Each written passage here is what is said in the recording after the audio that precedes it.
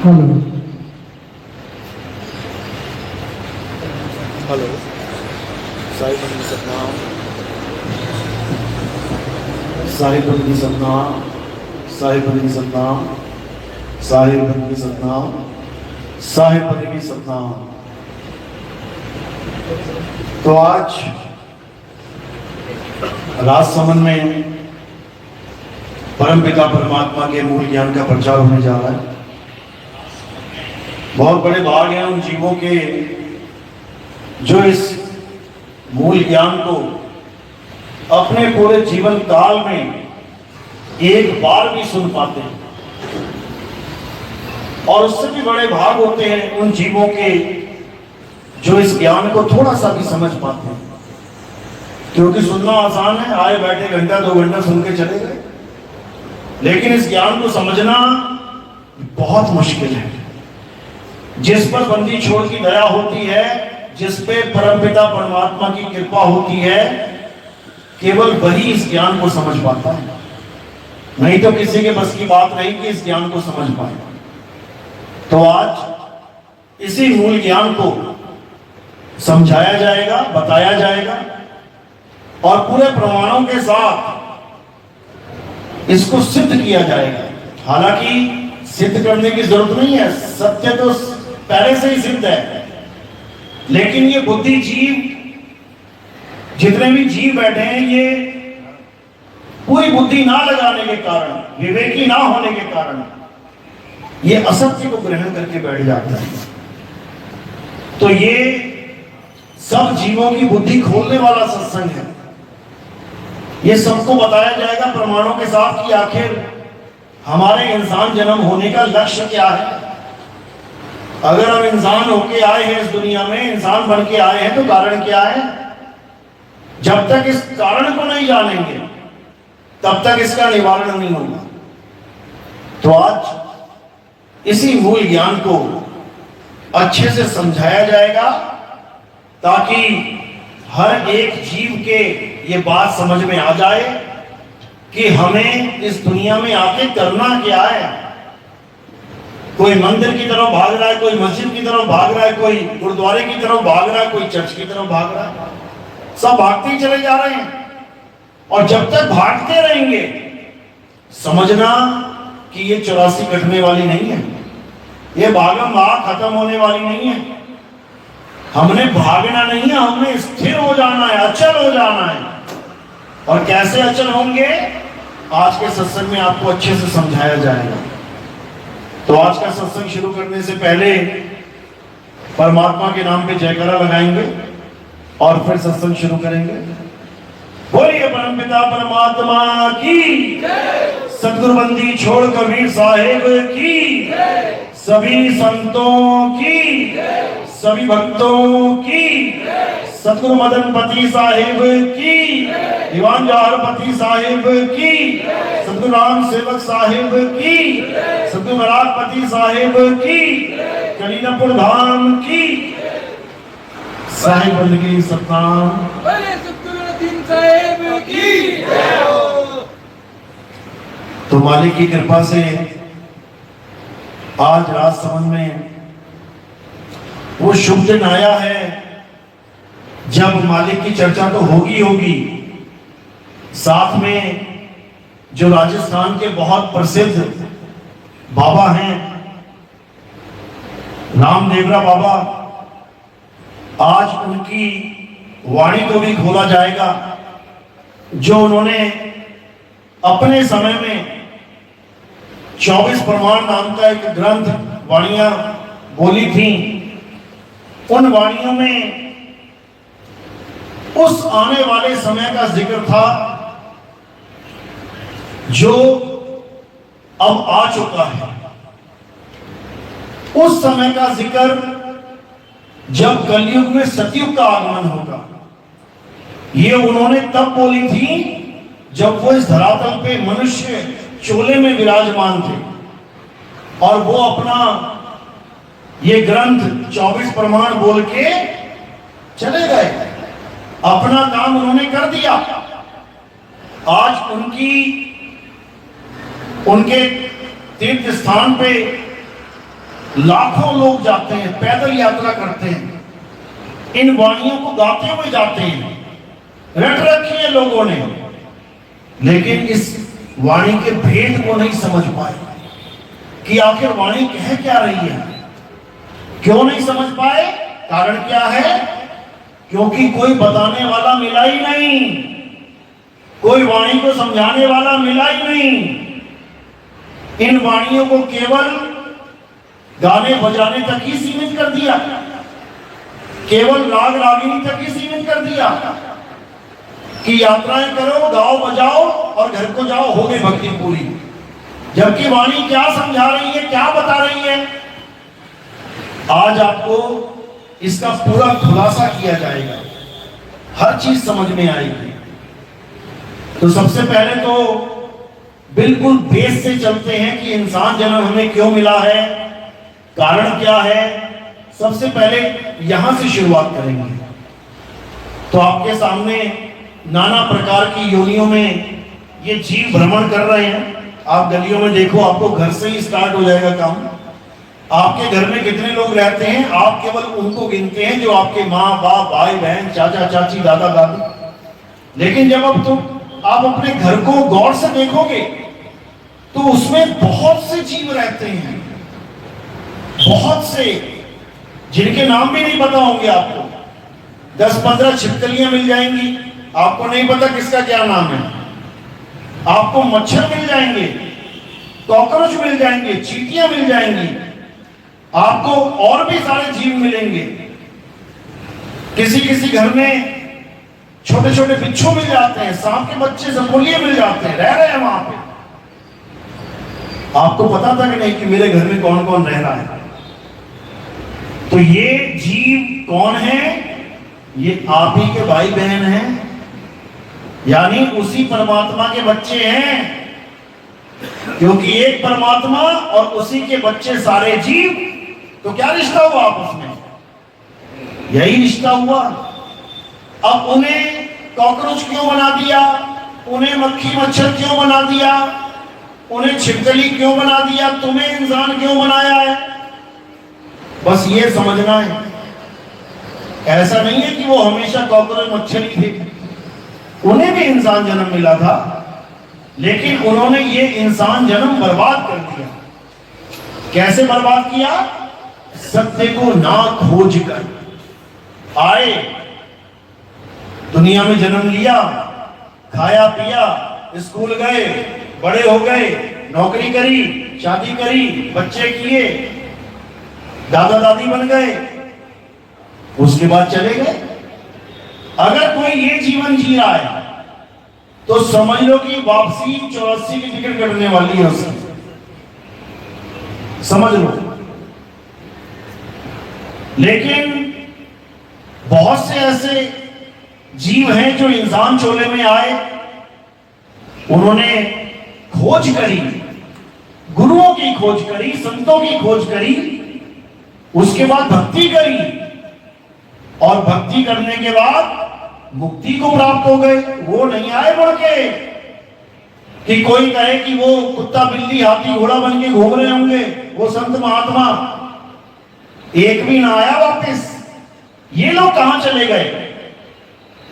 ये मुक्त हो गए, जहां से आए थे ये वहां चले गए। अब इनको 84 का खेल नहीं खेलना पड़ेगा। कारण क्या है?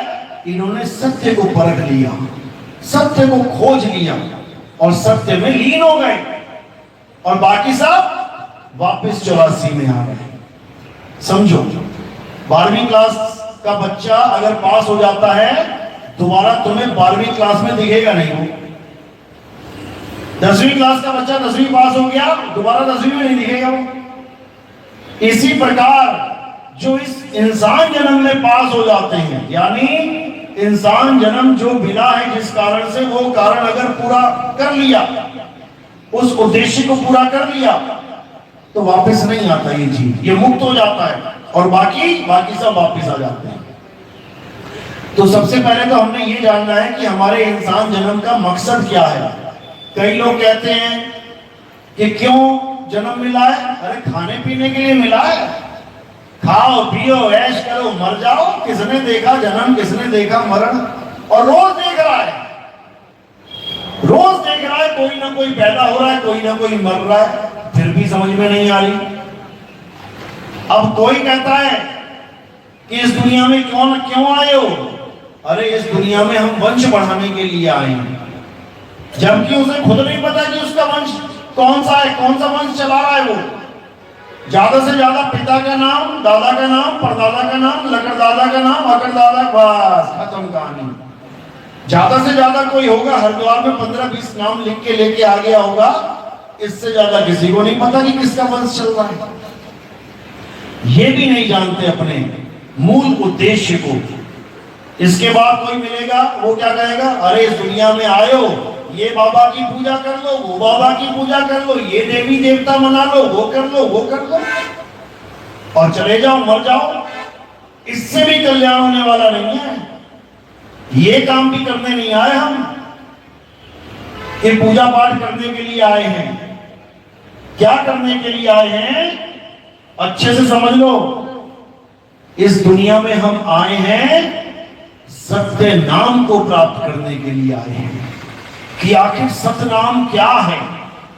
जब तक तुम्हें सतनाम नहीं पता लग गया, सतनाम का मतलब है सच्चा नाम, यानी हमारे जीवन का एक ही उद्देश्य है कि हमें सच्चा नाम मिल जाए। अब वो सच्चा नाम कहां से मिलेगा? किसी मंदिर में पड़ा है सच्चा नाम, किसी मस्जिद में है सच्चा नाम, किसी गुरुद्वारे में मिलेगा सच्चा नाम, या किसी चर्च में मिलेगा सच्चा नाम? कहीं नहीं मिलेगा। कहां मिलेगा? केवल और केवल सतगुरु के पास मिलेगा। सतगुरु के पास सच्चा नाम मिलेगा। और जो गुरु धारण नहीं करेगा वो 84 में चला जाएगा, उसको कभी मुक्ति नहीं हो सकती। तो मेन उद्देश्य हमारा है कि हमें सतनाम मिल जाए, सतनाम की प्राप्ति हो जाए। उसके अलावा जितने भी तुम्हारे रिश्ते हैं, तुम्हारे नाते हैं, कोई किसी का बच्चा बन के आया है तो अपने माँ बाप की सेवा करो, ये हमारा धर्म है। अगर कोई भाई बहन बन के आया है तो भाई और बहन का धर्म निभाओ। अगर कोई नाना नानी बन गया, दादा दादी बन गया, तो नाना नानी होने का फर्ज निभाओ, दादा दादी होने का फर्ज निभाओ। यानी इस दुनिया में तुम्हें जो भी रिश्ता मिला, जो भी तुमने रिश्तेदारी बनाई, उसको अच्छे से निभाओ। बेटा बन के आए हो, बेटे का फर्ज निभाओ, माँ बाप की सेवा करो। और माँ बाप बन गए हो तो फिर माँ बाप क्या फर्ज निभाओ, बेटे की सेवा करो, करनी पड़ेगी। बेटे की सेवा करते हैं सब। बच्चा पैदा होता है, कौन उसको दूध पिला रहा है, कौन उसका लेटरिन बाथरूम साफ कर रहा है? ये फर्ज है माँ का, ये पिता का फर्ज है। तो अपने सारे फर्ज निभाओ, लेकिन कोई इस गलतफहमी में मत रह जाना कि केवल माता पिता की सेवा कर लोगे तो तुम्हारी मुक्ति हो जाएगी। क्योंकि बहुत से लोग ये भी बोल देते हैं कि असली भगवान तो माता और पिता हैं, उनकी सेवा कर लो, तुम्हें किसी गुरु की जरूरत नहीं है, तुम्हें किसी मंदिर की जरूरत नहीं है, तुम्हें कुछ करने की जरूरत नहीं है, तुम्हारी मुक्ति हो जाएगी। नहीं होगी। वाणी कहती है कबीर साहब, अरे माता पिता मिल जाएंगे 184 माही, गुरु भक्ति और भजन बंदगी ये फिर मिलेगी नहीं। यानी माता पिता मिल जाएंगे 184 माही। तुम गाय बन गए, बैल बन गए, कुत्ता बिल्ली हाथी घोड़ा बन गए, तो माता पिता तो तुम्हें वहां भी मिल जाएंगे। लेकिन कहो मुक्ति हो जाएगी? नहीं हो सकती। माता पिता की सेवा से तुम्हारे कर्म अच्छे हो जाएंगे, तुम्हें आशीर्वाद मिलेगा, तुम्हें संस्कार मिलेंगे, लेकिन मुक्ति बिना सतनाम के नहीं हो सकती। अभी बताऊंगा मैं सतनाम में और असत नाम में फर्क क्या है जब बाबा जी की वाणी खुलेगी। लेकिन अभी समझ लो शॉर्ट में कि सतनाम के बिना किसी की मुक्ति नहीं होगी। तो हमारे जीवन का पहला लक्ष्य क्या है? सतनाम प्राप्त करना। उसके बाद माँ बाप की सेवा करो, घर वालों का देख रेख करो, बुजुर्गों को देखो, उनको खाना पीना रहना, उनकी सब जो भी उनको चाहिए वो करो, समझ लो। और ये भी बहुत जगह बोलने में आ जाता है कि ये जो कबीरपंथी हैं ये सब रामपाल जी के शिष्य हैं, ऐसा भी सुनने में आता है। क्योंकि मुझे ये भी बताया गया कि इस चीज को भी क्लियर कर देना कि हमारा कोई संबंध रामपाल जी के पंथ से नहीं है। कबीर साहब की फोटो लेके अगर कोई पर्चा बांट रहा है तो इसका मतलब ये नहीं कि वो रामपाल जी का ही चेला है, ऐसा नहीं है। कबीर पंथ बहुत बड़ा है, बहुत बड़ा है कबीर पंथ। रामपाल जी तो केवल एक मात्र शाखा है उसकी छोटी सी, और भी बहुत से कबीर पंथी हैं, वो सब शाखाएं हैं, जो मूल है वो कबीर साहब है। तो हम किसी भी अन्य पंथ से जुड़े हुए नहीं हैं, हमारा अपना एक पंथ है जिसको हम कबीर पंथ कहते हैं। और हमारा जो पहले गुरु हैं वो कौन है? मदन साहिब। रामपाल जी जिससे जुड़े हुए हैं वहां पहला गुरु कौन है 12वें पंथ में? गरीबदास जी महाराज। गरीबदास जी महाराज का वंशज है ये। हम सतगुरु मदनपति साहिब के वंशज हैं। तो इस चीज को दिमाग से निकाल दो। हम लोग माँ बाप की सेवा भी करने की छूट देते हैं, करो। हम लोग माता पिता के पैर छूने की भी छूट देते हैं, छुओ, बुजुर्गों के पैर छुओ। लेकिन उस पंथ में अगर आपने गलती से भी माँ बाप के पैर छू लिए, आपने किसी बुजुर्ग के पैर छू लिए, नाम खंड हो जाता है वहां पे। तुम्हें दौड़ लग जाएगी तुम्हें नामदान सेंटर की, और वहां जाके क्या बोलोगे? गलती से मैंने माता पिता के पैर छू लिए, गुरुजी मेरा नाम खंड हो गया। बताओ, अरे ऐसा कैसा नाम है जो माँ बाप के पैर छूने से खंड हो जाए? लानत है ऐसे नाम पे। क्योंकि पहले माता पिता कौन है? हमारे गुरु हैं। हमारे जीवन का पहला गुरु कौन है? माता और पिता। तो गुरु के पैर छूने में भैया कोई नाम खंड नहीं होता। प्रथम गुरु है मात पिता, रज बीरज के जो है दाता। बताओ, जो हमें पैदा कर रहा है हम उसी के पैर ना छुएं, जिसकी वजह से ये काया मिल रही है, मनुष्य चोला मिल रहा, उसी के पैर ना छुएं। ऐसा कोई नियम नहीं है भाई हमारा। तो हमारे पंथ को, हमारे भक्तों को रामपाल जी से जोड़ के देखना बंद कर दिया जाए, ये बहुत जरूरी है। क्योंकि ज्ञान में भी फर्क है और पंथ में भी फर्क है। वो गरीबदास पंथी हैं, हम मदन साहब के पंथ से हैं, समझो। तो ये बहुत जरूरी है। और बाकी जो बाबा रामदेव जी की वाणी है जिसमें सतनाम का प्रमाण है, वो आपको समझा देते हैं। क्योंकि बाबा रामदेव जो बात बता के गए हैं, और राजस्थान में बहुत बड़ा इनका प्रचार है, तो भक्तों को पता लगना चाहिए कि आखिर वो बता के क्या गए हैं। जब तक वाणी को समझेंगे नहीं, तब तक वो जान ही नहीं सकते कि बाबा रामदेव ने कितने बड़े रहस्य खोल रखे हैं वाणी में।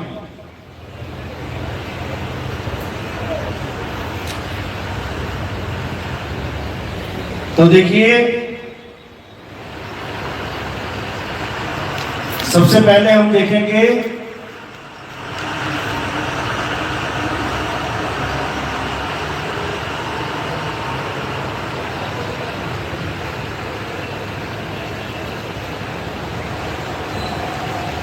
योग प्रमाण। इसमें क्या लिखा उन्होंने? प्रमाण पूगा जके पाया, आप में ही आप दिखाया, नेति नेति निगम गाया, ध्याया सदर दीवान हो।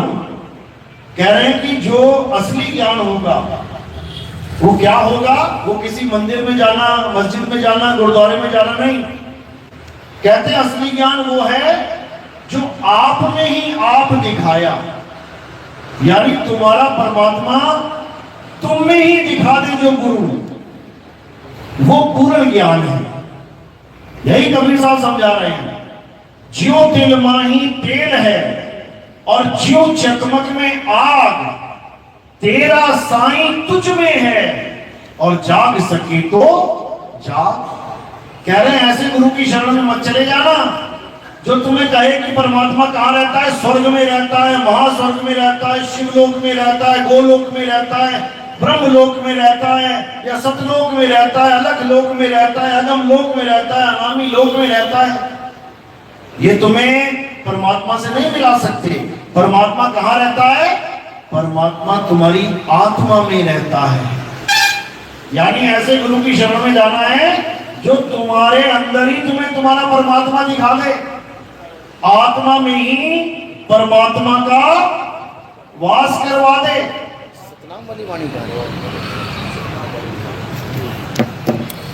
तो ये कैसे होगा?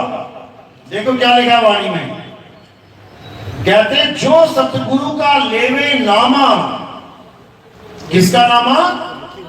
सतगुरु का। वो वाणी लिखी भी है, वहां देख सकते हैं, नीचे की 2 लाइनें हैं। जो सतगुरु का लेवे नामा, वो ही पावे अचल आरामा। अब इस 2 लाइनों में आपको सारा रहस्य समझ में आ जाएगा।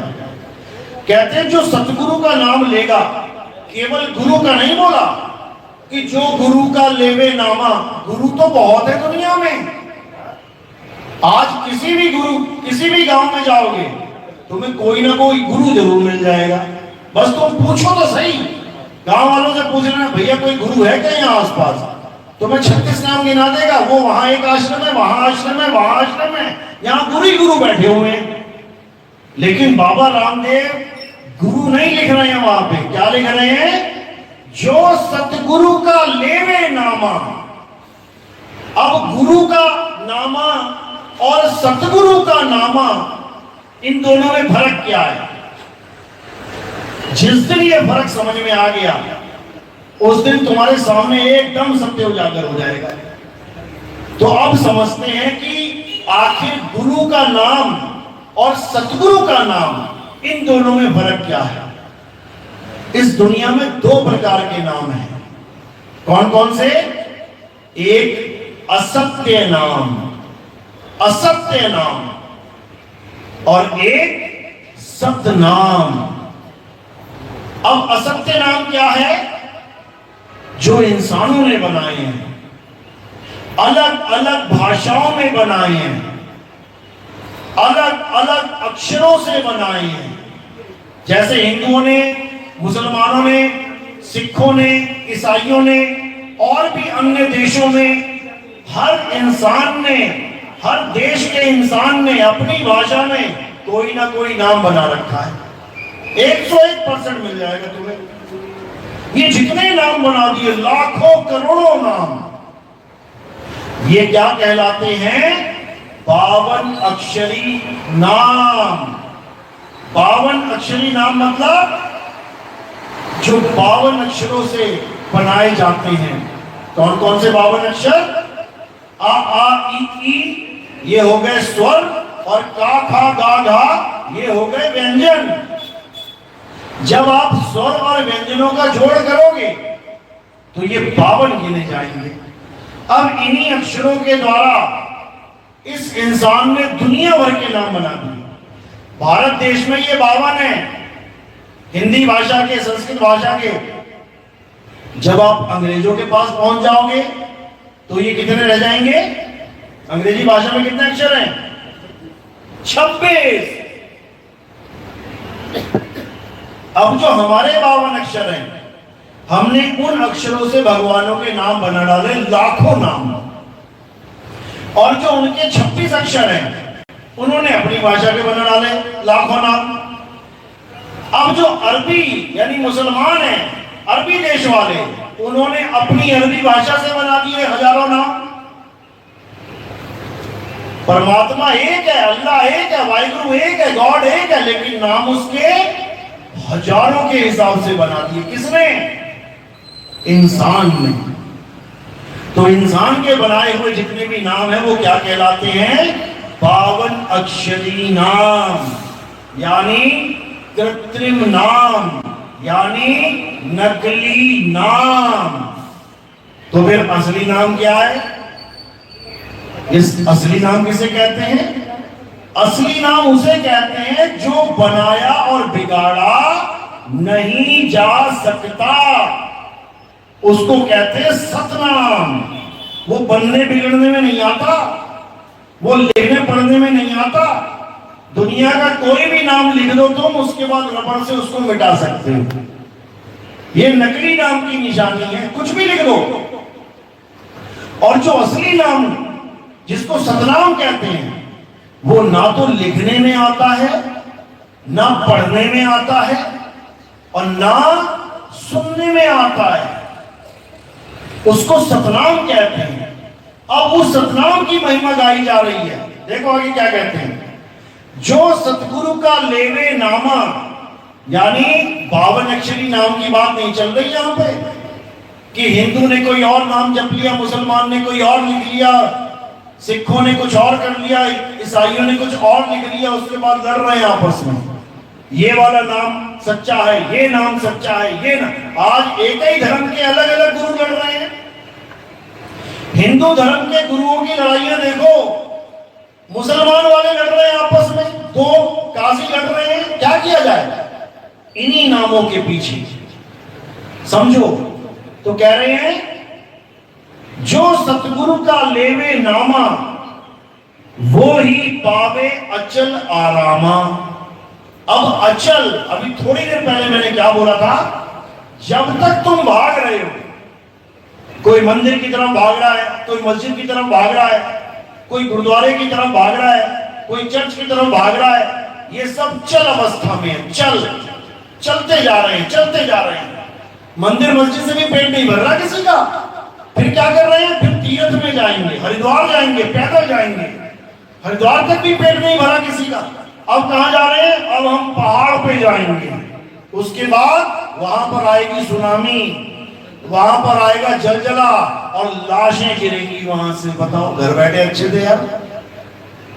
अरे घर में भी तो मंदिर है, रोज वहां पर भी तो पूरे सच्चे मन से पूजा कर रहे हो, तो वहां जाने की क्या जरूरत थी। घर वाले परेशान, बच्चा मर गया, जवान इकलौता लड़का मर गया, यात्रा में ट्रक चढ़ गया, गिर गया, कुछ भगदड़ में मर गया, बताओ किसको सुख मिल रहा है। अरे उस जमाने में लिखा गया था कि सावन में ये यात्रा कर लो, वो यात्रा कर लो। उस वक्त आबादी देखो कितनी थी, जब ये ग्रंथ लिखे गए कितनी आबादी थी, 2, 4, 5 लाख बंदा होगा मुश्किल से। और आज कितने, 140 करोड़। बताओ, आज सावन में 140 करोड़ भाग रहे तो मरेंगे वहां पे। उस समय कोई इक्का दुक्का यात्रा करता था, आज बसें की बसें भर के जा रहे हैं यात्रा करने। तो समय बदल गया है भाई, उसके हिसाब से इंतजाम भी होना चाहिए। और ये नहीं है कि भगवान केवल सावन में खुश हो रहा है, भगवान श्रद्धा मांगता है, तुम कभी भी उसको याद करो।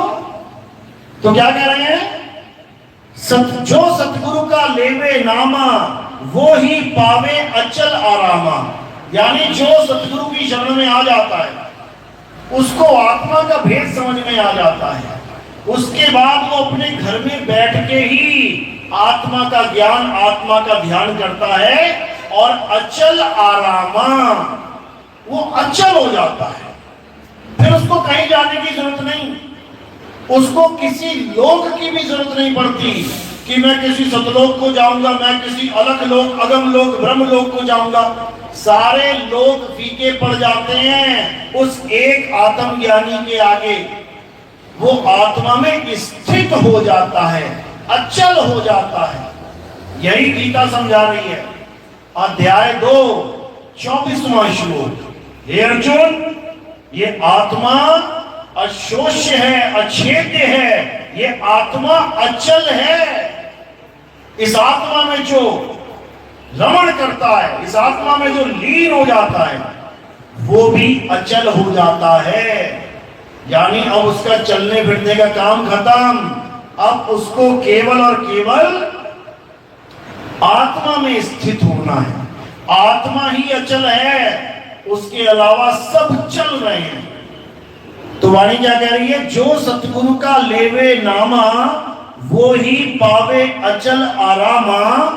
सब ही सत्य नाम से तरिया, केवल नाम से नहीं कि कोई भी नाम जप लो।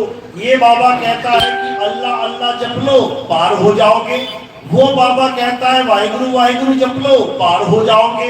ये बाबा कहता है ओम ओम जप लो, पार हो जाओगे। वो बाबा कहता है राधे राधे जप लो, पार हो जाओगे। सब अपने अपने नाम लेके बैठे हुए हैं। और ये नाम कैसे बने हैं? 52 अक्षरों से, गा खा गा गा से। अगर या रा ला वा शा लाइन ना होती तो राम का रा कहां से लाते? पा फा बा भा मां लाइन ना होती तो राम का मां कहां से आता? यानी पहले अक्षर बने हैं, उसके बाद अक्षरों को जोड़ तोड़ के भगवानों के नाम रख दिए गए। अल्लाह का आ कहां से आता? अगर आ ई ना होती। वाहिगुरु का वाह हा गा रा कहां से आता? अगर ये 52 अक्षर ना होते। यानी सारे धर्मों के लोग सोच रहे हैं कि हम अलग अलग नाम जप रहे हैं, लेकिन असल में वो 52 अक्षर ही जप रहे हैं। किसी को भी पकड़ लो, ये सब 52 के ही नाम हैं। अब इसी 52 को खत्म करके किसको पकड़ना है?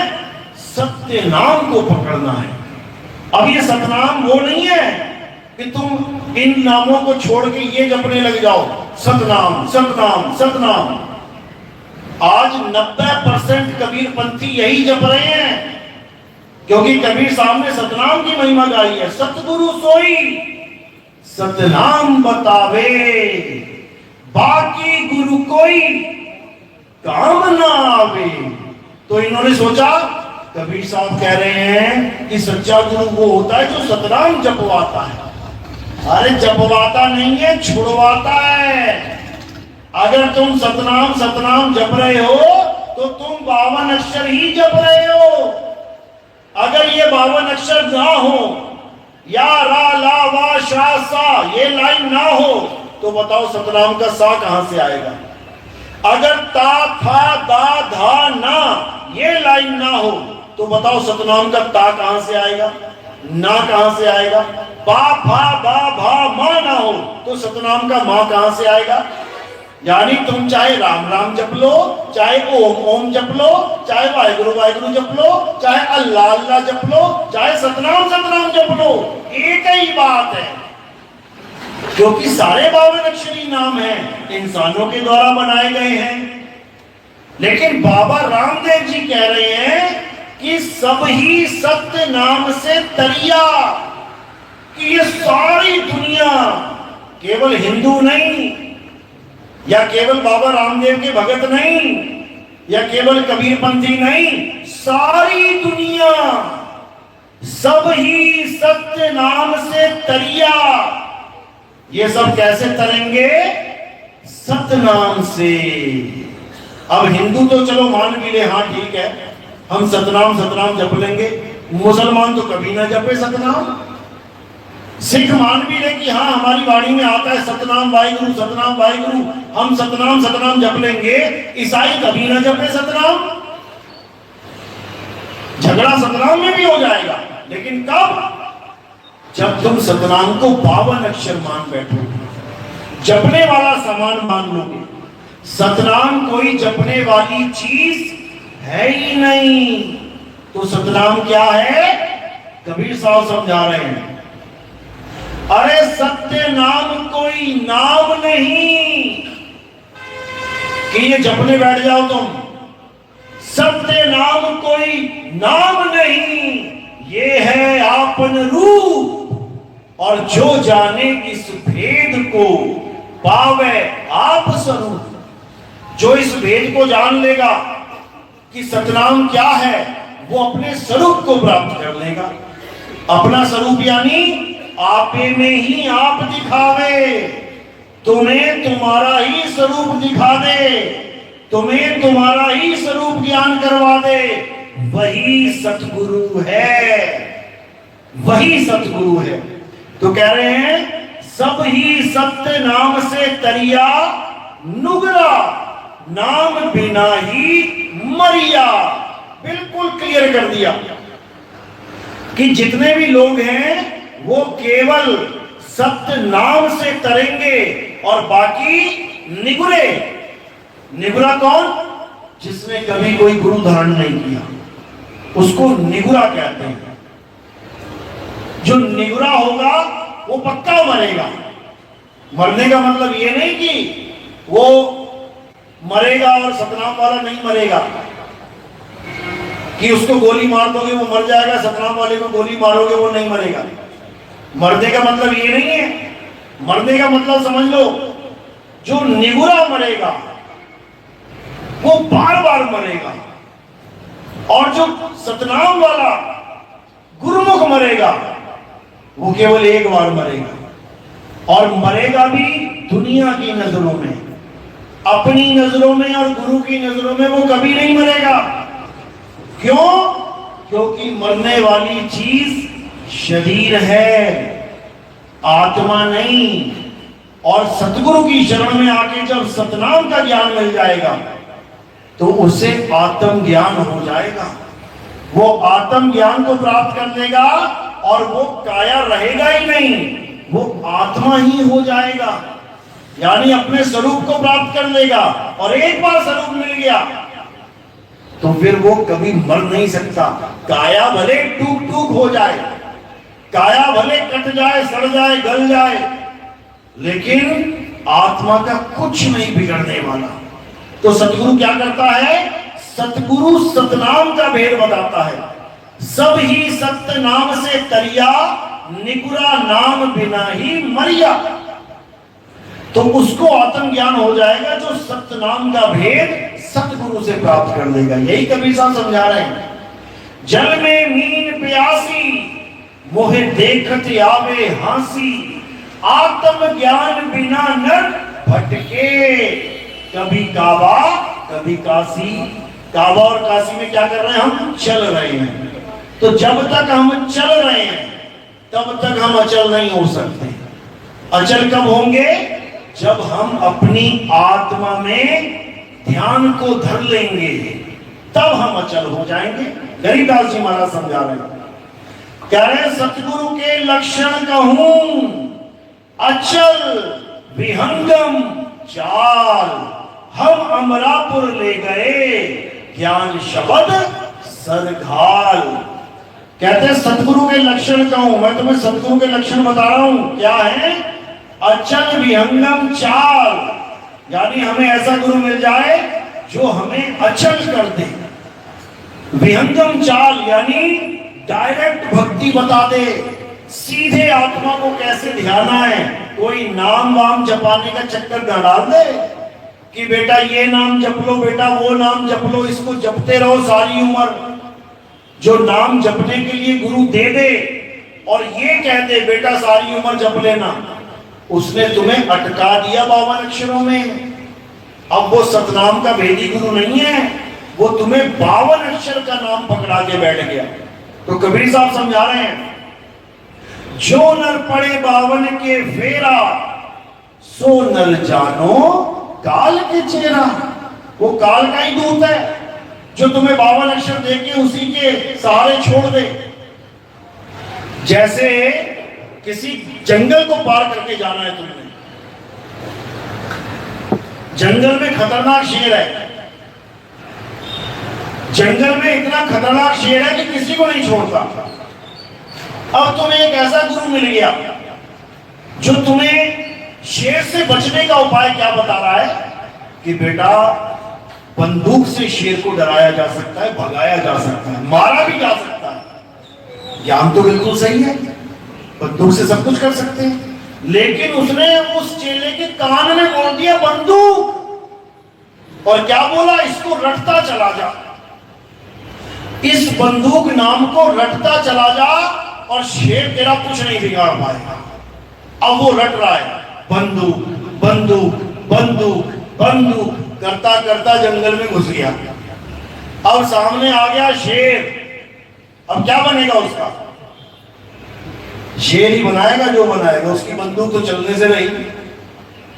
अब एक चेला ऐसा है जिसको उसके गुरु ने क्या बोला, बेटा जंगल में शेर है और जाना भी जरूर है पार करके, ये पकड़ बंदूक, यानी उसको एक वस्तु पकड़ा दी। अब जो उसके पास वस्तु है उसका उसको ज्ञान हो गया कि ऐसे ऐसे ऐसे करके बंदूक चलती है, अब मुझे इसका नाम नहीं जपना है। एक बार भी नाम नहीं जपा उसने, बिना नाम जपे पूरा जंगल पार करना है, और रास्ते में शेर आया तो गोली मार के भगा दिया, मार दिया। अब ये दोनों गुरु के दोनों चेले शुरू में यही सोच के गए हैं कि मेरा गुरु तो पूरा है। वो मंत्र वाला भी चेला यही समझ के गया जंगल में कि मेरा गुरु पूरा है और मुझे बिल्कुल सही ज्ञान दिया इसने, बंदूक से ही शेर को मारा जा सकता है, लेकिन बंदूक नहीं पकड़ाई, यानी वस्तु का ज्ञान नहीं दिया, वस्तु का नाम पकड़ा दिया। और दूसरे वाले को वस्तु का ज्ञान दे दिया, नाम छुड़वा दिया, कुछ नहीं जपना है। बस यही फर्क है सतगुरु और असतगुरु में। जो तुम्हें नाम दान में 52 अक्षरों से बना हुआ नाम पकड़ा दे और कहे बेटा इसको अंत समय तक रखते रहना, ये भगवान का प्रभु का नाम है, बस समझ जाना कि अब शेर तुम्हारे सामने आएगा तो तुम्हें यही अक्षर बोलने पड़ेंगे, होने वाला कुछ नहीं है। लेकिन जो सतगुरु होता है वो वस्तु का ज्ञान करवाता है। कौन सी वस्तु? वो कोई कागज कलम दवात नहीं पकड़ा देगा वस्तु के नाम पे। वो क्या पकड़ाएगा तुम्हें? वो तुम्हारी ही आत्मा का ज्ञान तुम्हें करवाएगा, क्योंकि तुम्हारी वस्तु तुम्हारे पास है। कबीर साहब समझा रहे हैं, अरे वस्तु कहीं और ढूंढे कहीं, कैसे लागे हाथ, और गुप्त वस्तु तब मिले, भेदी लीजिए साथ, भेदी लीना साथ में, और दीनी वस्तु लखाए, अरे कोटि जन्म का पंथ था, पल में पहुंचा जाए। यानी तुम्हें तुम्हारी ही वस्तु का ज्ञान करवा दिया जाएगा, यानी तुम्हें तुम्हारी ही आत्मा का ज्ञान करवा दिया जाएगा, तुम्हारे ही सत्य स्वरूप का बोध करवा दिया जाएगा। उसके बाद तुम उस अवस्था को प्राप्त कर लोगे जिसको आत्म ज्ञानी प्राप्त करते हैं। यानी अब तुम्हें किसी नाम की जरूरत नहीं है, बस इतना ही भेद है। तो इसी को बाबा रामदेव कह रहे हैं कि केवल नाम से कुछ नहीं होगा, कि तुम ये नाम जप रहे हो, तुम वो नाम जप रहे हो, तुम वो नाम, ये सब झूठे नाम है। सच्चा नाम क्या है? सच्चा नाम आत्म ज्ञान है, समझ लो।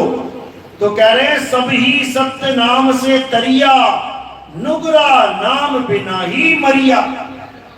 निगुरा अपने बनाए हुए, इंसानों के बनाए हुए नाम जपता चला जाएगा और घनघोर जंगल में पहुंच के मारा जाएगा।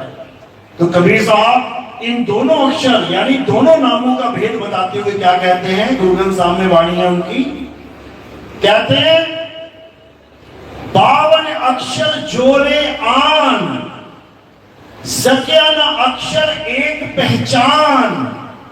यानी ये इंसान क्या करके बैठ गया भगवान के नाम पे? 52 अक्षरों को लेके बैठ गया। किसी ने हिंदी के बना लिए, किसी ने पंजाबी के बना लिए, किसी ने उर्दू फारसी के बना लिए।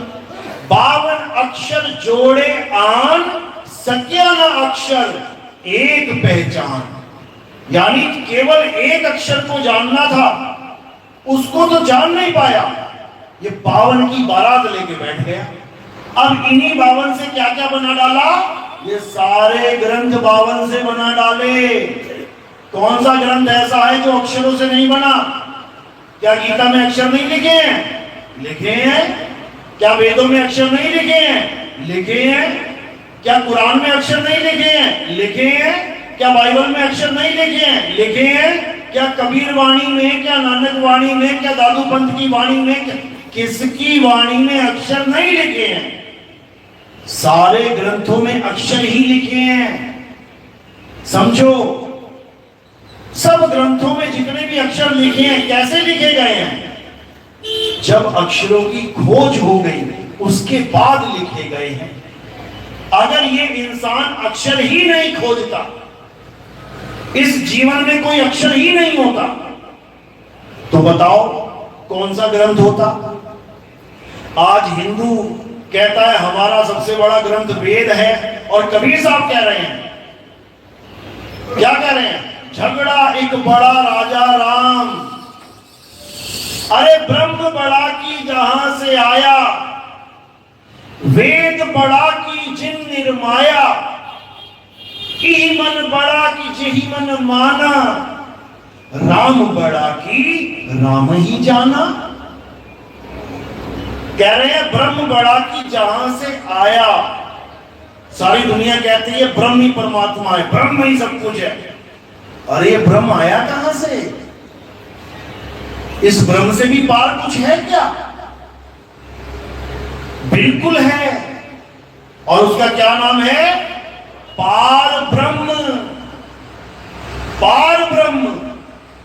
इसी वाणी में जिक्र है बाबा रामदेव की कि पार ब्रह्म कुछ और है और ये ब्रह्म कुछ और है।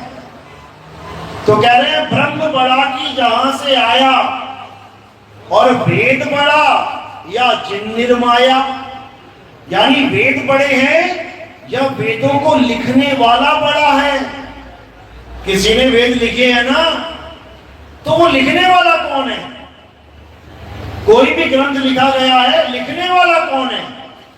कोई भी अक्षर में दीवार पे लिख दूं तो लिखने वाला कौन है? लिखने वाला आत्मा है। आत्मा के द्वारा ही हर ग्रंथ लिखा जाता है। ये काया तो एक माध्यम है, हाथ तो एक माध्यम है, लिखने वाला कौन है? आत्मा। और आत्मा शरीर का साथ छोड़ दे, लिख के दिखाए शरीर। आत्मा शरीर का साथ छोड़ दे, बोल के दिखाए शरीर। आत्मा शरीर का साथ छोड़ दे, चल के दिखाए शरीर। तो ये सारे कार्य करने वाला कौन है? ये आत्मा के द्वारा ही किए जा रहे हैं। लेकिन करवाए किसके द्वारा जा रहे हैं? इस काया के द्वारा, इंद्रियों के द्वारा। करवा कौन रहा है? मन और माया। ताकत कहां से ले रहा है? आत्मा से। तो कह रहे हैं वेद बड़ा की जिन निर्माया, यानी ये चार वेद बड़े हैं कि वो आत्मा बड़ा है। सोचो, इसी बाबा रामदेव जी की वाणी में चार वेद और पांचवा आत्मा का जिक्र है। कि जो लोग ये सोचते हैं कि चार वेद ही सबसे बड़े हैं, बाबा रामदेव ने साफ लिख रखा है। क्या लिख रहे हैं? चार वेद पांचवी आत्मा, कहो सिद्धा कौन वेद साथमा। देखो, सिद्धों को कह रहे हैं क्योंकि सिद्ध सारे वेदों के ज्ञाता थे। बाबा रामदेव खुद लिखवा रहे हैं इसमें वाणी में कि चार वेद और पांचवी आत्मा। अब तुमने वेदों का तो अध्ययन कर लिया, वेदों को तुमने पूछ लिया, वेदों को तुमने पूरा पढ़ के रट लिया, जान लिया, लेकिन आत्मा को नहीं जान पाए तो कुछ भी ज्ञान नहीं हुआ। क्योंकि यही आत्मा चाहे चार छोड़ो 40 वेद लिख डाले। ये आत्मा के द्वारा ही सारे ग्रंथ लिखे गए हैं। सारे ग्रंथ आत्मा के द्वारा ही भरे गए हैं। तो सबसे बड़ा कौन? ये आत्मा ही सबसे बड़ा है। वेदों को नष्ट किया जा सकता है और कर भी दिया कईयों ने। अभी जो वेद हैं वो थोड़े बच्चे जो बच्चे हुए वही पढ़ रहे हैं। वो वेदों को नष्ट किया जाता है, ग्रंथों को नष्ट किया जा सकता है। नालंदा यूनिवर्सिटी जला दी गई थी, सारे ग्रंथ जल गए। आत्मा को जला के दिखाए कोई? आत्मा को काट के दिखाए। सारे ग्रंथ फाड़े जा सकते हैं, काटे जा सकते हैं। आत्मा को काट के दिखाए कोई? नहीं काट सकता। नैनम छिन्नन्ति शस्त्राणि नैनम दहति पावका। इसीलिए बोला गया, हे अर्जुन, आत्मा को ना तो कोई शस्त्र काट सकता है, ना अग्नि जला सकती है, ना वायु सुखा सकती है, ना जल भिगो सकता है। तो महान कौन है भाई? वेद बड़ा कि जिन निर्माया। उस आत्मा को जानो जिसने सारे वेद, पुराण, गीता, भागवत, पुराण, बाइबल, इंजील, तुरैत सारे ग्रंथ लिख डाले। उस आत्मा का ज्ञान प्राप्त करो। ये भरा पड़ा है बाबा जी की वाणी में कि आत्मा को जानो, आत्मा को जानो, आत्मा ही है वो, लेकिन कोई समझ ही नहीं रहा। तो आगे क्या कह रहे हैं? ऋग्वेद यजुर्वेद साथ में, सामवेद अथर्ववेद हाथ में, सूक्ष्म वेद आप रखाया। अब ये सूक्ष्म वेद कौन है? 4 वेद सुने हमने, ऋग्वेद यजुर्वेद सामवेद अथर्ववेद सबको पता है, लेकिन ये सूक्ष्म वेद कहां से आ गया? ये सूक्ष्म वेद क्या है? आत्मा के ज्ञान को प्राप्त करना ही सूक्ष्म वेद है। सूक्ष्म यानी बिल्कुल महीन, यानी ये आत्मा की बात उसकी बुद्धि में जाएगी जिसको महीन से महीन ज्ञान समझ में आ सकता है। मोटी बुद्धि के दिमाग में नहीं जाएगी ये बात। कहते ना कितनी मोटी बुद्धि है, मोटी बुद्धि में मोटा ज्ञान जाएगा। मोटा ज्ञान मतलब 52 अक्षरी ज्ञान, 52 अक्षरी नाम अच्छे से समझ में आ जाता है मोटी बुद्धि वालों को। उनको राम राम जपवा लो, उनको अल्लाह अल्लाह जपवा लो, उनको वाहिगुरु वाहिगुरु, वो समझ में आ जाएगा। लेकिन उनको कहो कि आत्मा को जान ले, ये सूक्ष्म ज्ञान समझ में नहीं आता उनको। तो क्या कह रहे हैं? कह रहे हैं ऋग्वेद यजुर्वेद साथ में, सामवेद अथर्ववेद हाथ में, सूक्ष्म वेद आप रखाया, 4 वेद ब्रह्मा को छुपाया। ये 4 वेद तो दे दिया ब्रह्मा को, ले जा भाई पढ़ ले पढ़ा ले। और सूक्ष्म वेद कहां गया? केवल सतगुरु के हाथ में आया वो सूक्ष्म वेद जो इन 4 वेदों से परे है, वो केवल संतों के हाथ में है, वो सतगुरु के हाथ में है। क्योंकि वो ये लिखने पढ़ने वाला वेद नहीं है, ये भेद है। अरे वेद हमारा भेद है, हम वेदन के माही, और जौन वेद से हम मिले ये वेद हु जानत नहीं। कहते हैं 4 वेद नहीं जानते कि परमात्मा कैसे मिलेगा, ये केवल सतगुरु बताता है कि परमात्मा कैसे मिलेगा। तो कबीर साहब क्या बोल रहे हैं? जब लगना चीनोगे आत्म, तब लगना मिली है परमात्म। आत्म चीने परमात्म चीने, संत कहावै सोए, और यह भेद काया से न्यारा, पूछे बिरला कोई। कहते काया से न्यारा भेद है ये। और वेद किसके द्वारा लेके जाते हैं? काया के द्वारा। सारे वेद पुराण, गीता भागवत कुरान बाइबल गुरु ग्रंथ साहब काया के द्वारा लिखा जा सकता है और काया के द्वारा मिटाया भी जा सकता है। लेकिन जो आत्मा का ज्ञान है वो किसी कागज कलम से लिखा ही नहीं जा सकता, वो 52 अक्षरों से लिखा ही नहीं जा सकता। गरीबदास जी महाराज समझा रहे वाणी में, अरे 52 अक्षर लेख राम रंग होरी हो, वो अक्षर यामे नाही राम रंग होरी हो। अरे कागज कलम कलेस राम रंग होरी हो, वो रहा शेष का शेष राम रंग होरी हो। यानी ये कागज कलम से लिखे जाने वाले नाम कलेश हैं, तुम्हारे जीवन में कलेश कर देंगे। क्यों? क्योंकि सारी उम्र जपते रहोगे और जब काल भगवान आएगा, यमराजा आएगा, तो ये फेल हो जाएंगे। यानी तुम्हें एक ऐसी बुलेट प्रूफ जैकेट पहना दी जो नकली है और तुम पहन के आ गए मैदान में, अब चल रही हैं गोलियां तो छेद छेद के निकल रही हैं तुम्हें। यानी नकली ज्ञान पकड़ा दिया तुम्हें, 52 अक्षर का ज्ञान पकड़ा दिया। तो कबीर साहब यही समझा रहे हैं, 52 के जंजाल में अरे फंस गया ये संसार, सिमरन 52 का करे कैसे लागे पार। जिसको देखो कोई ना कोई नाम लेके बैठा है, अपने अपने धर्म का, अपनी अपनी भाषा का नाम लेके बैठा है, और आत्मा का कोई ज्ञान ही नहीं है।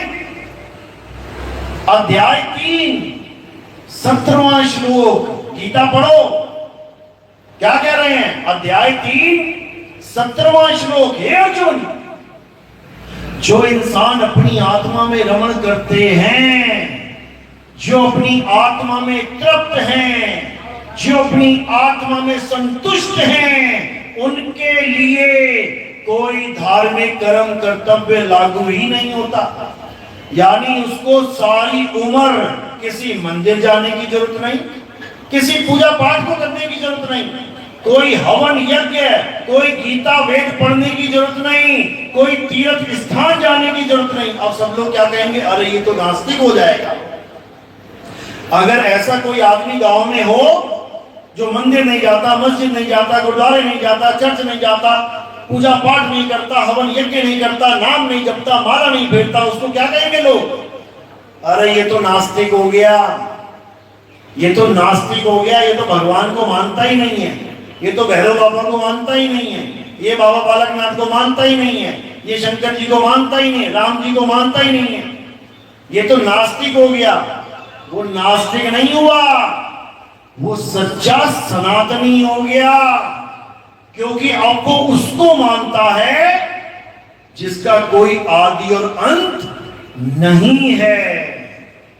और गांव वाले किसको मान रहे हैं, जो कलयुग में पैदा हुआ, जो द्वापर युग में पैदा हुआ, जो त्रेता युग में पैदा हुआ, जो सतयुग में पैदा हुआ,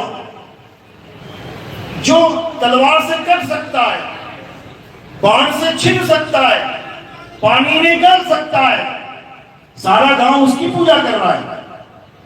और वो अकेला आदमी किसकी पूजा कर रहा है, सत्य सनातन धर्म की पूजा कर रहा है। वो अकेला आदमी, गीता पढ़ो, उन लोगों का भी जिक्र है जो देवी देवताओं की पूजा कर रहे हैं। क्या बोला उनको, अध्याय 7 23वां श्लोक पढ़ो, क्या कह रही है गीता, हे अर्जुन, जो दुनिया के भोगों के कारण, यानी मुझे ये गाड़ी मिल जाए, मुझे नौकरी मिल जाए, मुझे लड़की मिल जाए, शादी कर लूं, मेरे बच्चे हो जाएं, मेरा पोता नहीं हो रहा, मेरी पोती नहीं हो रही, ये मांगने के लिए जो देवी देवताओं के मंदिरों में जाते हैं, क्या लिखा उनके लिए, हे अर्जुन, देवी देवताओं की शरण में जाने वाले जितने भी जीव हैं, ये अल्प बुद्धि जीव हैं।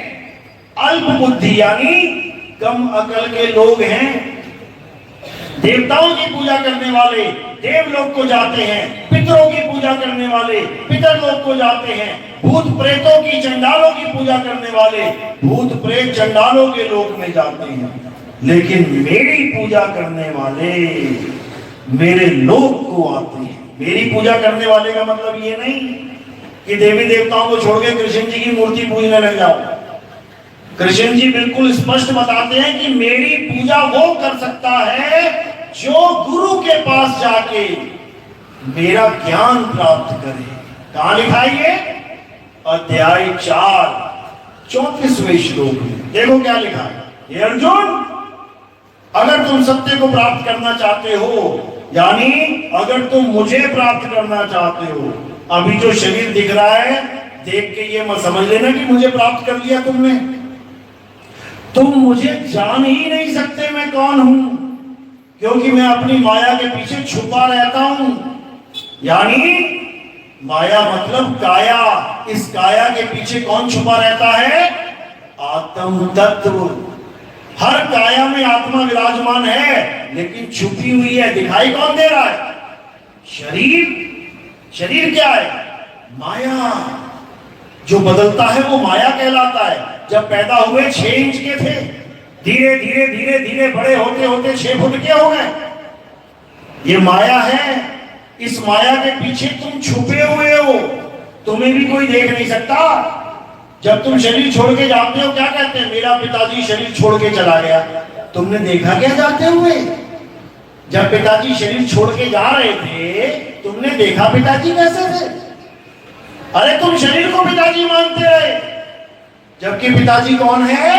पिताजी जीव है। जीव पिताजी है, शरीर नहीं है। शरीर में तो जीव रहता है। तो इसी प्रकार हे अर्जुन, अगर कोई मुझे प्राप्त करना चाहता है, मुझे जानना चाहता है, तो वो कहां जाए? वो तत्वदर्शी संत की शरण में जाए। वो किसी नाम जपवाने वाले की शरण में मत चला जाए कि राधे राधे जप के, राम राम जप के, हरे कृष्णा हरे राम जप के मुझे प्राप्त किया जा सकता है? कभी नहीं, कभी नहीं, क्योंकि मैं राम और कृष्ण नहीं हूं। मैं राम और कृष्ण नहीं हूं। ये तो मैंने एक पार्ट अदा किया त्रेता में, द्वापर में मैंने तो मछली का भी पार्ट अदा किया था। मत्स्य अवतार, तो क्या मैं मछली हो गया? मैंने तो कछुए का भी पार्ट अदा किया था। कुर्म अवतार, तो क्या मैं कछुआ हो गया? मैंने तो वरा यानी जंगली सुअर का भी पार्ट अदा किया था। जब पृथ्वी को अपने दांतों पे रख के लेके आया था, तो क्या मैं वरा हो गया? अरे मैंने तो मोहिनी का भी रूप धारण करके राहु की गर्दन काटी थी, तो क्या मैं औरत हो गया? अरे मैंने भस्मासुर को भी औरत का रूप धारण करके मारा था, तो क्या मैं औरत ही हो गया? जब मैं औरत नहीं हुआ, जब मैं मछली नहीं हुआ, जब मैं वरा नहीं हुआ, मैं कछुआ नहीं हुआ, तुमने कैसे मान लिया कि मैं राम और कृष्ण हूं? अरे मैं परशुराम भी हूं, मैं वामन अवतार भी हूं, मैं नरसिंह अवतार भी हूं। तुमने कैसे केवल दो नामों को पकड़ लिया, हरे कृष्णा हरे राम, हरे कृष्णा हरे राम?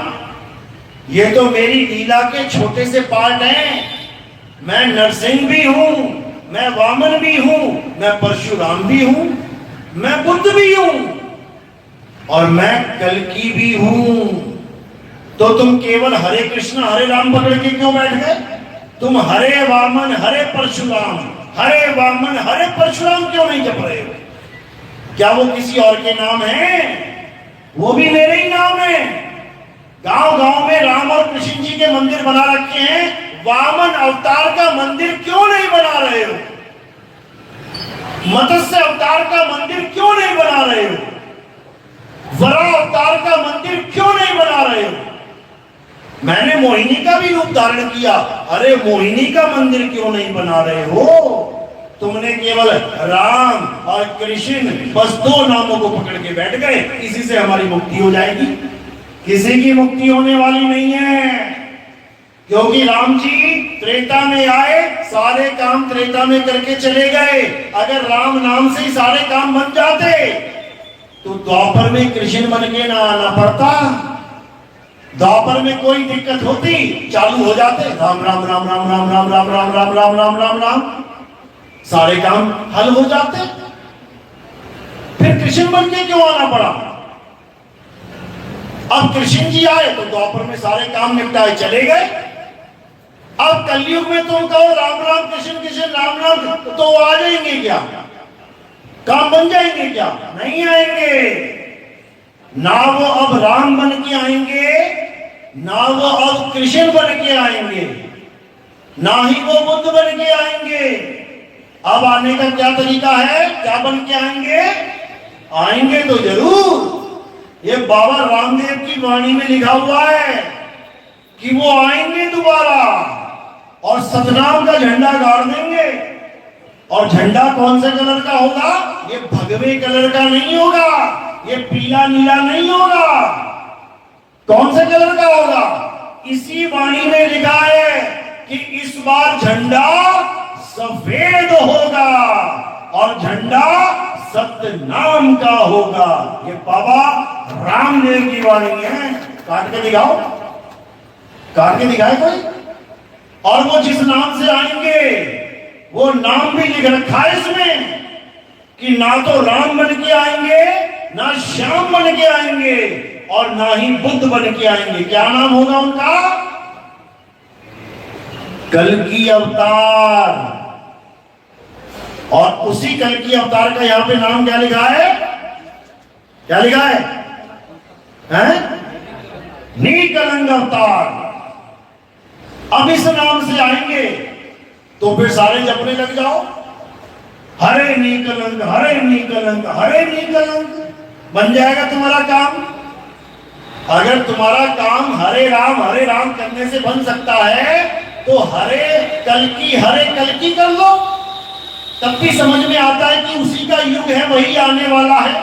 जो चले गए, अरे उसका नाम क्या जप रहे हो? तो बाबा रामदेव ने हर चीज बता रखी है यहां पे। और कल की अवतार जब आएंगे तो शादी रचाएंगे, ये नहीं बता रखा है किससे शादी होगी, समझो। उसका नाम है मेघड़ी, मेघड़ी प्रमाण।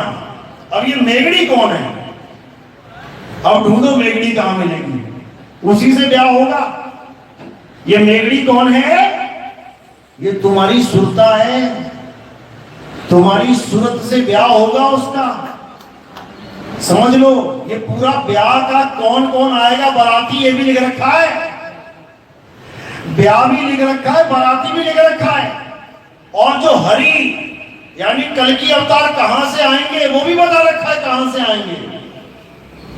हरि आए हरियाले से, हरियाला यानी वो हरियाणा बना दिया उन्होंने, हरियाले को हरियाणा बना दिया। ये रामपाल जी महाराज के चेले दिखाते हैं, बाबा रामदेव की वाणी देखो, लिखा है हरि आए हरियाणे से, उसमें लिखा है हरियाले।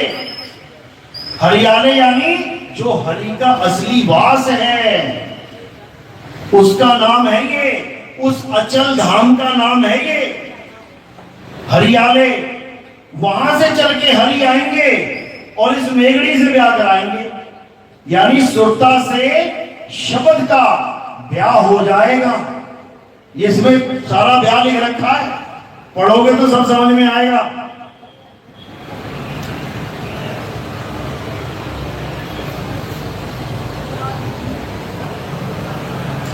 तो कह रहे हैं गणपत स्वामी सूंड हिलावे,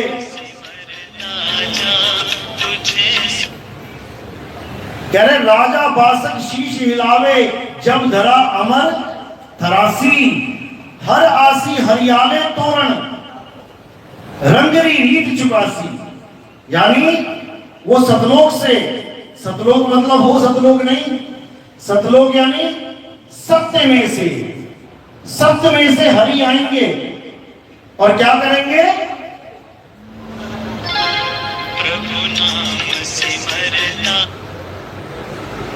हर आसी हरियाले तोरण, रंगरी रीत चुकासी, सुंदर खाती अगम भाषिया, युग चौथे में होसी। यानी चौथे युग में जब हरि आएंगे तोरण लेके, और तोरण कौन सा होगा? ये अमर तोरण होगा, अमर तोरण। आगे क्या कह रहे हैं? कह रहे घर ऋषियां के सही मांडवे, तकत विराजे बाबो रहो रहमान, घर मेघा के हरिया तोरण अमर बंधावा। यानी ये सुरता की जब शादी होगी शब्द गुरु से तो ये अमर तोरण हो जाएगा, यानी वो कभी विनाशेगा ही नहीं, उसका विनाश हो ही नहीं सकता।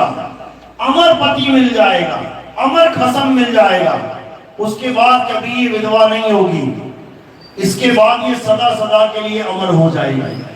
तो बाबा रामदेव की वाणी में बहुत सी ऐसी भेद की बातें लिखी हैं, मैं सत्संग बनाऊंगा इसके ऊपर, तब आपको समझ में आएगा। उसमें आप देखेंगे कि हर बात इस काया के ऊपर फिट हो जाएगी। ये 5 पांडव बैठेंगे, पहाड़ पे चढ़ेंगे, इस सारा को समझ में आएगा। बाबा की वाणी में एक एक बात रहस्यमयी वाणी छुपी हुई है। तो मेन मुद्दा ब्याह का है कि ये ब्याह जब होगा तब समझो कि अब तुम्हारी मुक्ति हो जाएगी, जब तुम्हें खसम मिल जाएगा। खसम भी कैसा? अविनाशी खसम।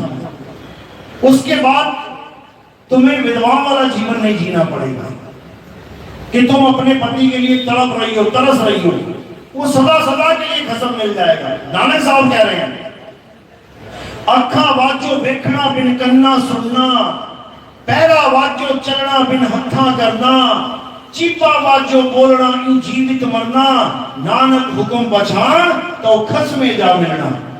कि तब तुम खसम में जाके मिल जाओगे जब उस गुरु का ज्ञान प्राप्त करोगे जो आंखों से, कान से, इंद्रियों से न्यारा है।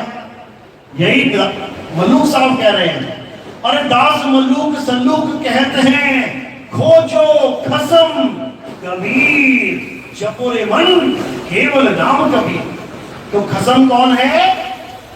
शब्द गुरु ही खसम है, निकलंक अवतार ही खसम है। और कोई भी निकलंक अवतार को ये मत समझने लग जाना कि वो घोड़े पे बैठ के आएंगे, सफेद घोड़े पे तलवार लेके आएंगे। ये सांकेतिक ज्ञान है। यानी कल की अवतार जब आएंगे तो क्या करेंगे? बुद्धि के घोड़े और विवेक की तलवार लेके आएंगे।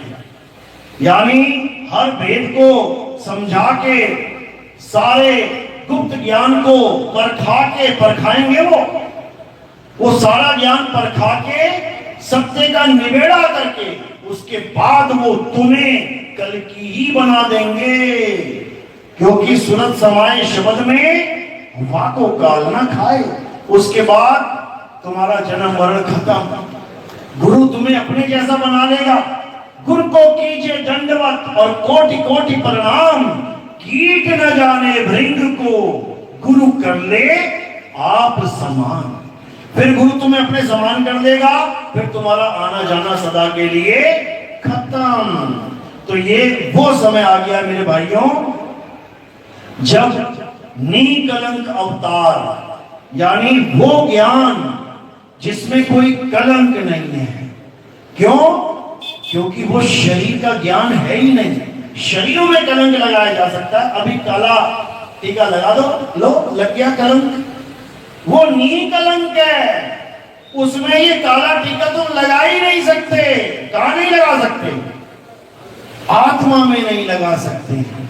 आत्मा में कलंक लग ही नहीं सकता। कलंक को दाग भी कहते हैं। यानी आत्मा दाग में आती ही नहीं है। अरे चार दाग से सतगुरु न्यारे, अजरो अमर शरीर। ये शरीर नहीं है उसका, पंच भौतिक शरीर। अजरो अमर शरीर किसके लिए बोला गया है? आत्मा के लिए। चार दाग से सतगुरु न्यारे, अजरो अमर शरीर।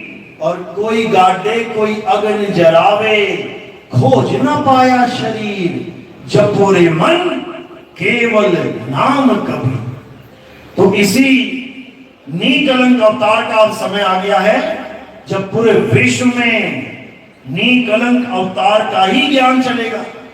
आज तक जितने ब्राह्मण बोलते थे कि कल की अवतार आएंगे, 4,32,000 साल के बाद आएंगे, आज यूट्यूब भर गया उनकी वाणियों से कि कल की अवतार आ चुके हैं, वो पैदा हो चुके हैं, जन्म ले चुके हैं। अब कहां चला गया तुम्हारा ज्ञान? अब कहां चला गया तुम्हारा भविष्य पुराण, जिसमें बोला गया है कि कलयुग के अंत में वो आएंगे। कलयुग तो 4,32,000 साल का है। अब तुम्हारा भविष्य पुराण झूठा पड़ गया कि 5,000 साल बीते और कल की अवतार आ गए। ये मैं उनकी बात कर रहा हूं जो मठों के मठाधीश हैं। ये उनके वचन बता रहा हूं मैं। यूट्यूब भर गया है कल की अवतार, कल की अवतार, कल की अवतार बोल बोल के, क्योंकि वो आ चुके हैं। समझो, वो आ चुके हैं और अपना काम कर रहे हैं वो, लेकिन तुम्हें नजर नहीं आ सकते। क्यों?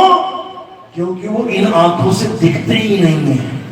उनको इन आंखों से कोई देखा ही नहीं सकता। उनको कैसे देख सकता है? केवल ज्ञान आधार से देखा जा सकता है।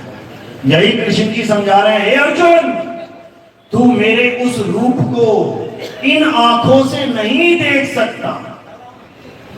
अब जो दिव्य दृष्टि दी गई है वो अधूरी दिव्य दृष्टि थी। अधूरी क्यों थी? क्योंकि उस दृष्टि से क्या दिखाई दिया? बड़े बड़े शरीर दिखाई दिए। अर्जुन को जो दिव्य दृष्टि मिली उससे क्या दिखा? बड़े बड़े शरीर दिखाई दिए। और वो शरीर क्या करने लगे? बड़े बड़े जबड़े खुलने लगे। बड़े बड़े जबड़े खुले और क्या हुआ?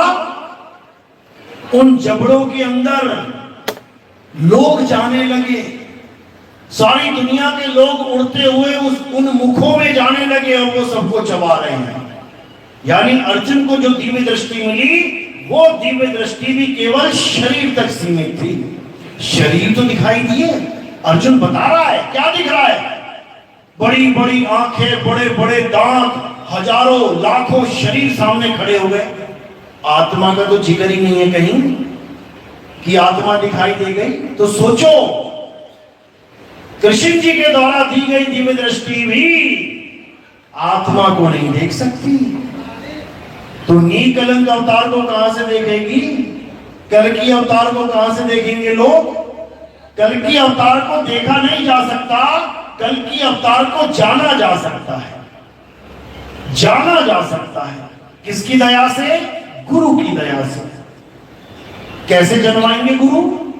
गुरु तुम्हें तुम्हारा स्वरूप दिलवा देंगे। जब तुम अपना स्वरूप जान लोगे, यानी तुम ये जान लोगे कि मैं आत्मा हूं, तब समझ जाना कि तुमने कल्कि अवतार को जान लिया। इसी को बोला जाता है जो तू सो हम। लेकिन लोग क्या करने लग गए? सोहम जपने लग गए श्वासों के अंदर। श्वास अंदर लिया, सो छोड़ा हम, सो हम। अपने नाम के आगे भी लिखवाने लग गए सोहम। बताओ, अरे सोहम आत्म अवस्था का नाम है। जब सोहम प्रकट हो जाएगा तुम्हारा नाम खत्म हो जाएगा। समझो, ये 52 अक्षरी नाम छूट जाएगा तुम्हारा और तुम आत्मा ही हो जाओगे। जो तू सो हम, इसी को समझना है। यानी परमात्मा को जानने के लिए तुम्हें खुद को जानना पड़ेगा कि मैं क्या हूं। और जब तुम खुद को जान लोगे तो समझ जाना कि जो तू सो हम। इसी को वाणी में बोला गया है, तो ही मोही, मोही तो ही अंतर कैसा। हमें कोई अंतर नहीं है। अंतर किसका है? कि वो आत्म स्वरूप में स्थित है और हम देह स्वरूप को अपना स्वरूप मान बैठे हैं, बस। इसके अलावा और कोई अंतर नहीं है। समुद्र में से एक मटका पानी निकाल लिया। अब समुद्र का पानी और इस मटके का पानी एक है कि अलग अलग है? एक है। फर्क क्या पड़ गया? ये समुद्र का जो पानी जो मटके में पड़ा है, ये अपने आप को मटका समझने लग गया। ये अपने आप को मटका समझ रहा है। जैसे ही अपना ध्यान मटके से हटा के समुद्र की तरफ कर देगा, यानी समुद्र से मिलेगा, ये मटका धरे का धरा रह जाएगा, क्योंकि ये पहले भी खाली था। पानी भरने से पहले मटका खाली था। मटके में पानी आ गया, पानी अपने आप को मटका समझने लग गया। तो ये जितने मटके रखे हुए, ये मटके हैं। ये क्या है? ये मिट्टी का मटका है। कहां मिल जाएगा? मिट्टी में मिल जाएगा।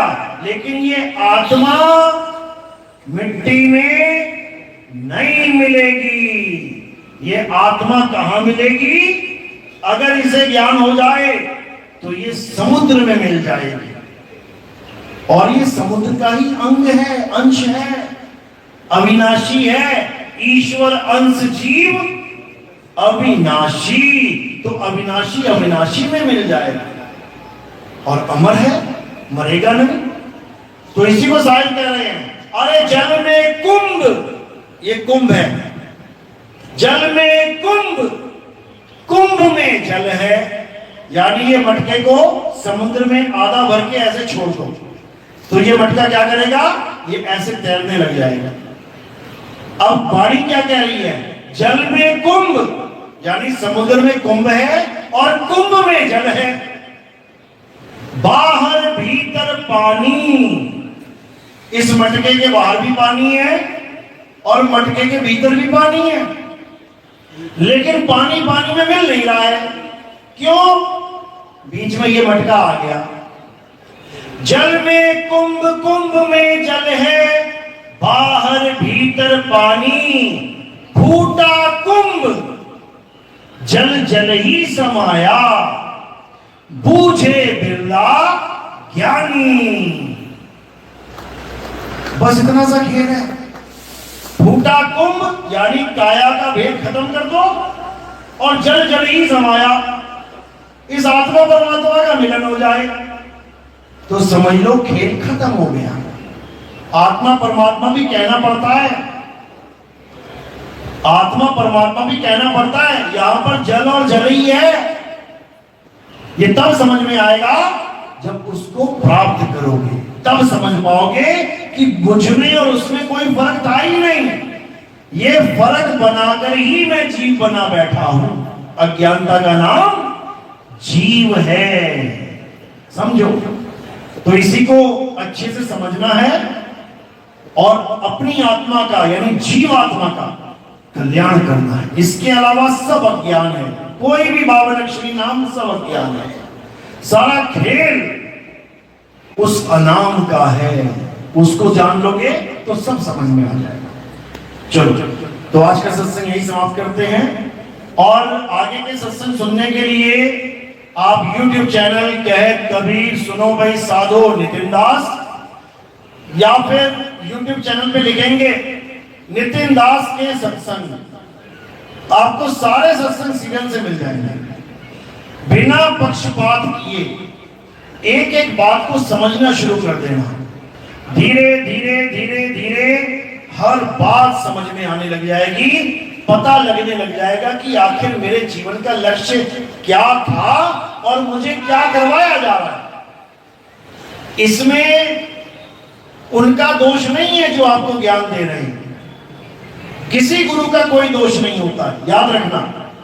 गुरु मेरे सभी बड़े, अपनी अपनी ठौर। जिसको जैसा ज्ञान उसके गुरु ने दिया वो वैसा ही ज्ञान अपने शिष्यों को दे रहा है। इसमें किसी का दोष नहीं है।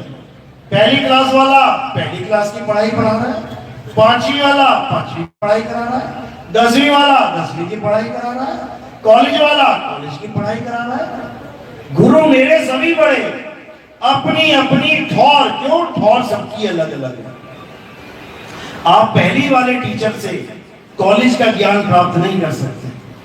आप 10वीं वाले टीचर से किसी इंजीनियरिंग कॉलेज वाला ज्ञान प्राप्त नहीं कर सकते। आप 12वीं वाले टीचर से किसी MBBS के कॉलेज वाला ज्ञान प्राप्त नहीं कर सकते। सबकी अपनी अपनी ठौर है। इसी प्रकार जितने भी गुरु हैं सबकी अपनी अपनी ठौर है। सबसे निचले लेवल के जो गुरु होते हैं वो कौन सा ज्ञान देते हैं? भूत प्रेतों का। तुम चले जाओ किसी भोपा महाराज के पास, जो पता नहीं कौन कौन से प्रेत पकड़ के बैठा है, कहता मैं सारे प्रेत पकड़ लेता हूं, पीछे भी लगा देता हूं। अब वो किसकी पूजा में लीन है? उन भूत प्रेतों की। और वाणी क्या कह रही है? कहे कबीर सुनो नर लोई, और भूतवा को पूजो तो भूतवा होई। यही गीता कह रही है कि जो भूत प्रेतों की पूजा करते हैं वो भूतों में जन्म लेंगे, जाके वो प्रेत ही बनेंगे।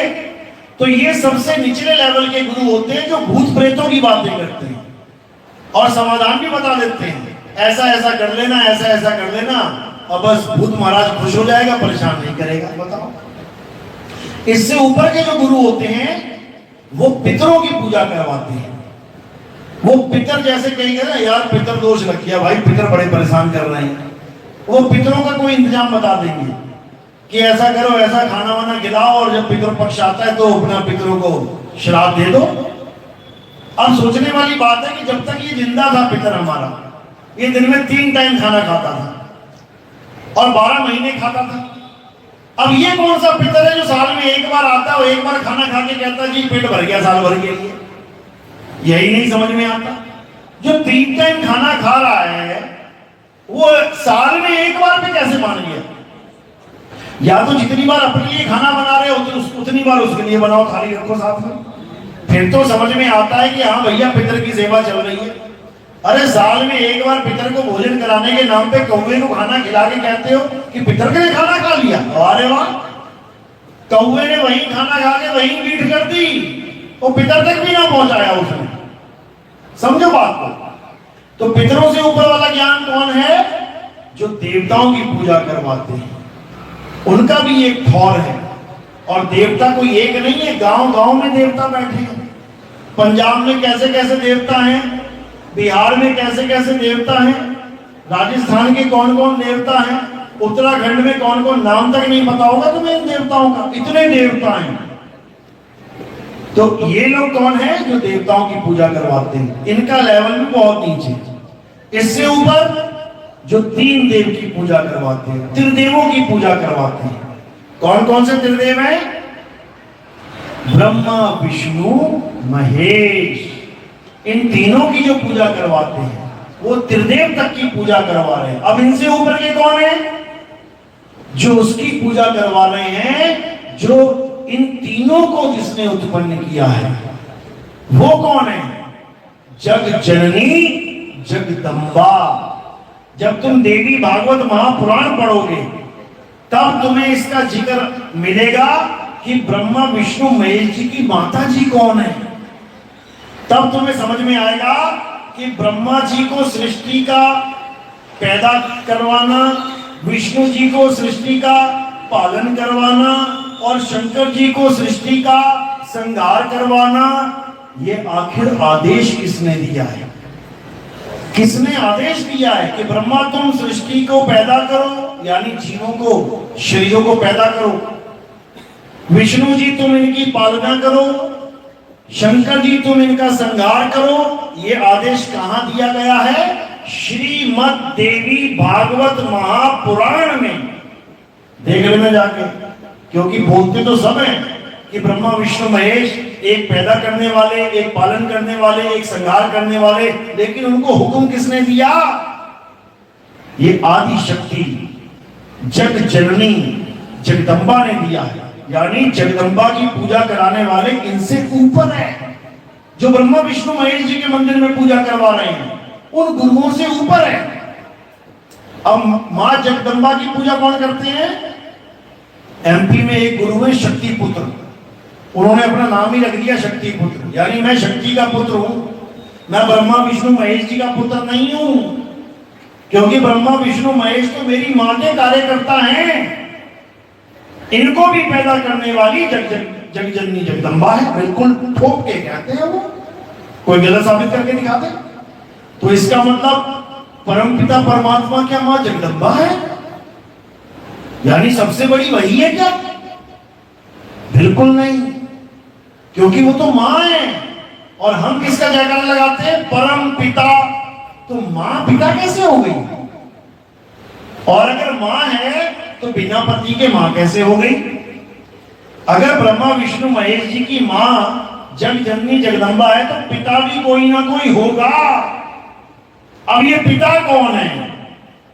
अब इसको समझेंगे। जो जग जननी जगदम्बा से ऊपर की भक्ति करवाते हैं वो असल में ब्रह्मा विष्णु महेश के पिताजी अर्थात ब्रह्म की पूजा करवाते हैं। ब्रह्म की पूजा।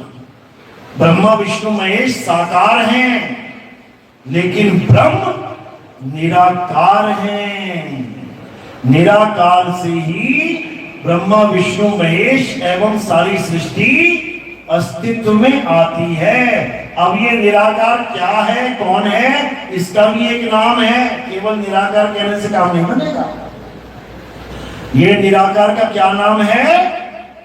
इसका नाम है अलख निरंजन। अभी अलख निरंजन कौन है?